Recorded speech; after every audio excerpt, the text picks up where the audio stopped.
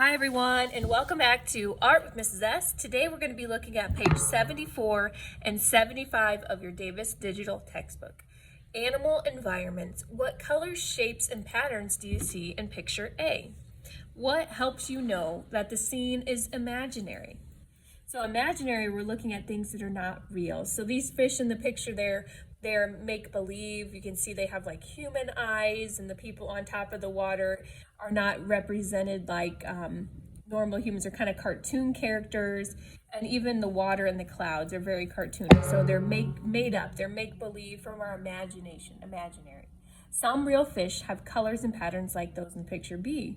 What else makes the painting look realistic?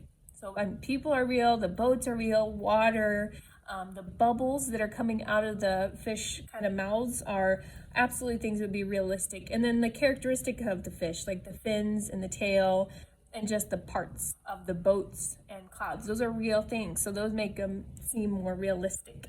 And then we see image B on page 75, and that looks almost like a photograph. So the painter created this image of the underwater scene, and these fish have the real colors, the real shapes. They have eyes that look like their own, and the scene looks, again, like we just took a photograph under the water. Our job today, we're going to be under the sea. We're going to create a picture of a scene with creatures. Will you show realistic or imaginary ones? What plants and animals will you draw? What colors will you choose and why? So I'm going to actually draw my art today with a black crayon. You could use pencil, and I'm going to be using a thick white construction paper here, and then I'll also do some watercolor. But if you don't have watercolor paint, you can use anything to color with. You could even use a dry erase board or a journal. And this is, of course, something you could even do on Autodesk Sketchbook or Google Canvas or something digitally too. So I'm going to get started today, and I'm going to think about what creatures I want to make, what plants I'm going to be using, and kind of create a scene to go with these fish. So I'm just going to start out kind of with this wavy or curvy line, and that's going to be kind of the bottom of the ocean or this pond or this lake, wherever I'm making these underwater creatures. I could also add some more easy curvy lines and create some seaweed.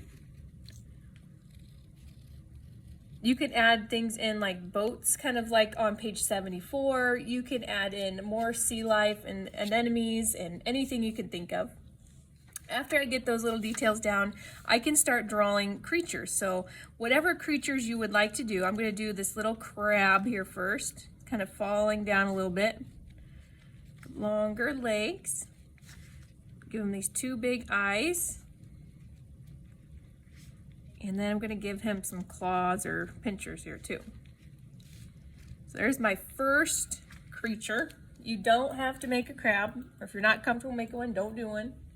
I'm also going to do a jellyfish. A jellyfish is a little easier. You just kind of have that curved shape at the top, and then you can do these wavy lines down, kind of looks like I'm drawing an ice cream cone.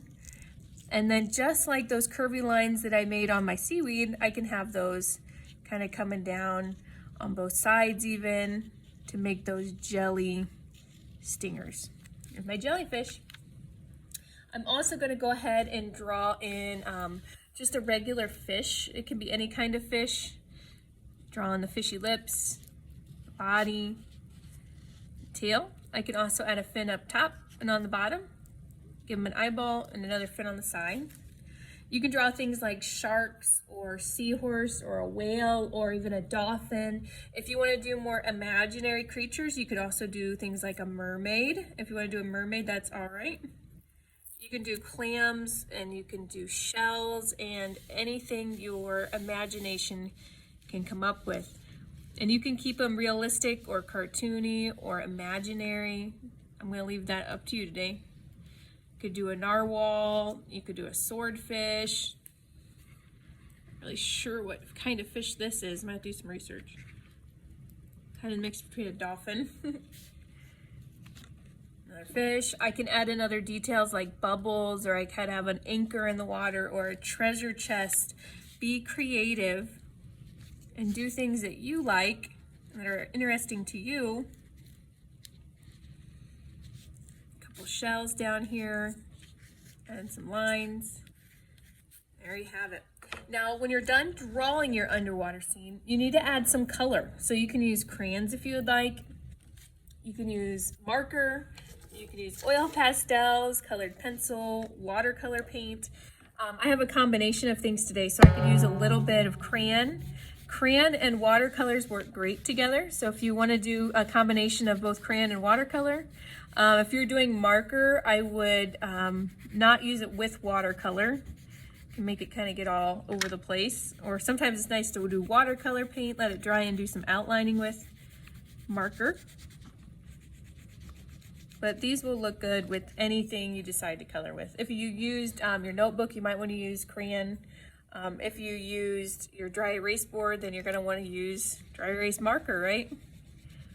But as I said, I kind of like the combination of crayon, that waxy crayon, with watercolor paint. If you're a remote student and have not picked up your art kit from Haley, if you're a Haley remote student, you can call the school and we can get you set up with an art kit. They are free. They come with paper, oil clay, watercolor paint, glue, and scissors. Do a couple colors on that jellyfish. You can add kind of orange, so now I can see kind of like this goldfish or a clownfish kind of look going on over here.